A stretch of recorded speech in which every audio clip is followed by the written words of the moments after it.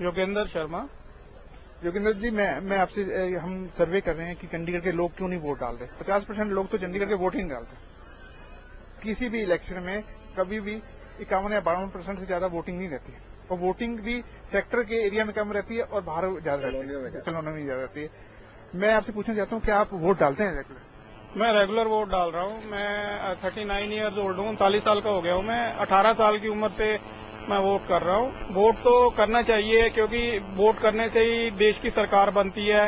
देश की सरकार बनेगी, अपना शहरों की और राज्यों की सरकारें बनेंगी, तो उससे वो शहर और राज्य और देश की विकास में भागीदार बनेंगे, देश की डेवलपमेंट करेंगे। देश की डेवलपमेंट होने से ही लोगों को रोजगार मिलेगा और नया इंफ्रास्ट्रक्चर क्रिएट होगा। नया इंफ्रास्ट्रक्चर क्रिएट होगा तो देश डेवलप होगा, देश सुंदर बनेगा। हर क्षेत्र में डेवलपमेंट होनी चाहिए देश में, इसलिए वोटिंग करना बहुत जरूरी है। योगेश जी, आप ऐसे वोटर मिले हैं जो प्रो वोटर हैं, पॉजिटिव वोटर्स हैं, क्योंकि डेमोक्रेसी में तो वोट ना डालना सबसे बड़ी, क्योंकि वोट के लिए बड़ी लड़ाई लड़ी है हमने।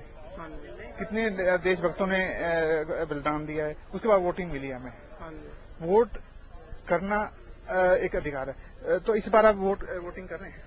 मैं इस बार ही वोटिंग कर रहा हूँ। वोटिंग तो आपने जैसे भी कहा, अभी चंडीगढ़ में वोटिंग कम होती है, कॉलोनियों में ज्यादा होती है, शहर में कम होती है, अर्बन एरिया में। चंडीगढ़ में भी ज्यादा से ज्यादा जितने भी वोटर कार्ड होल्डर है, जितने भी चंडीगढ़ के सिटीजन हैं, उनको वोट करना चाहिए, ताकि चंडीगढ़ में भी वोट का प्रतिशत बढ़े और अच्छा कैंडिडेट चंडीगढ़ से पार्लियामेंट में पहुंचे और पार्लियामेंट में चंडीगढ़ के डेवलपमेंट के लिए आवाज उठाए, तभी चंडीगढ़ की डेवलपमेंट हो सकती है। चंडीगढ़ डेवलपमेंट के लिए सबको वोट करना चाहिए, ज्यादा ज्यादा लोगों को वोट करना चाहिए और किसी को वोट से हिचकिचाहट नहीं करनी चाहिए। वोट हर आदमी का अधिकार है, उसको अवश्य उपयोग करे, तभी देश का विकास होगा, शहर का विकास होगा, तभी सभी लोगों का लाइफस्टाइल भी बढ़ेगा और देश का इंफ्रास्ट्रक्चर भी बनेगा। इसका मतलब है आपका वोटिंग का जो डिसीजन है वो डेवलपमेंट बेस्ड है? हाँ, डेवलपमेंट बेस्ड है और एजुकेशन बेस्ड है। एजुकेशन भी लोगों को मिलती है।